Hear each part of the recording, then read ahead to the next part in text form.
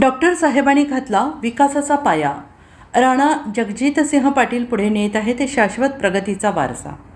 सिंचन, रेल्वे, साखर उद्योग आणि औद्योगिक विकासाची दूरदृष्टी. धाराशिवच्या परिवर्तनामागे डॉक्टर पद्मसिंह पाटील यांचे योगदान.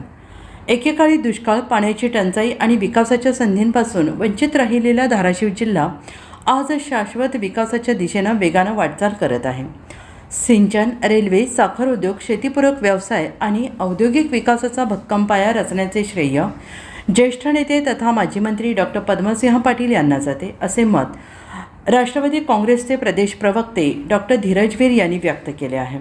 डॉक्टर वीर यांनी प्रसिद्धीस दिलेल्या लेखात म्हटलं आहे की धाराशिव, तुळजापूर, सोलापूर रेल्वे मार्गाचे काम वेगानं सुरू असून निम्न तेरणा उपसा सिंचन योजनेच्या दुरुस्तीपासून कृष्णा खोऱ्याच्या पाण्याच्या प्रश्नापर्यंत अनेक महत्त्वाच्या प्रकल्पांची मुहूर्तमेढ डॉक्टर पद्मसिंह पाटील यांनीच रोवली होती. आज आमदार राणा जगजितसिंह पाटील यांच्या पाठपुराव्यामुळे ही विकास कामे पूर्णत्वाकडे वाटचाल करत आहेत.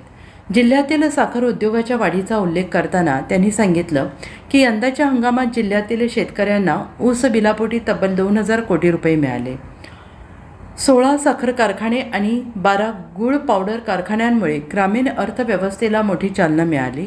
या विकासामागे सिंचन सुविधांचा विस्तार आणि शेतीला मिळालेलं पाणी हे प्रमुख कारण असून त्याचे श्रेय डॉक्टर पाटील यांच्या दूरदृष्टीला जाते. कृष्णा खोऱ्याचे पाणी मराठवाड्याला मिळवून देणे, उजनी धरणातील पाणी धाराशिवसाठी आरक्षित करणे, निम्न तेरणा प्रकल्प आणि रेल्वेमार्ग यासारख्या निर्णयांसाठी डॉक्टर पाटील यांनी आपली राजकीय कारकीर्द पणाला लावली आहे.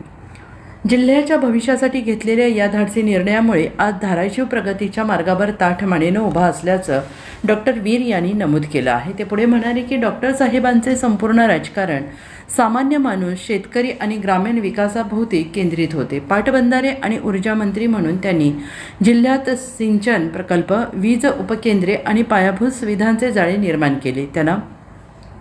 त्यामुळे शेतीला पाणी, उद्योगांना ऊर्जा आणि युवकांना रोजगाराच्या संधी उपलब्ध झाल्या आहेत. आज कौडगाव MIDCमध्ये संरक्षण साहित्य उत्पादनाचा प्रकल्प सुरू होण्याच्या मार्गावर आहे. ही जिल्ह्याच्या औद्योगिक विकासाची नवी पहाट असून यामागे दीर्घकालीन नियोजनाचा वाटा असल्याचं त्यांनी स्पष्ट केलं आहे. डॉक्टर पद्मसिंह पाटील यांच्या वाढदिवसानिमित्त त्यांच्या कार्याचा गौरव करताना डॉक्टर धीरज वीर यांना लाभावे अशी सदिच्छा व्यक्त केली. धाराशिवच्या इतिहासाचा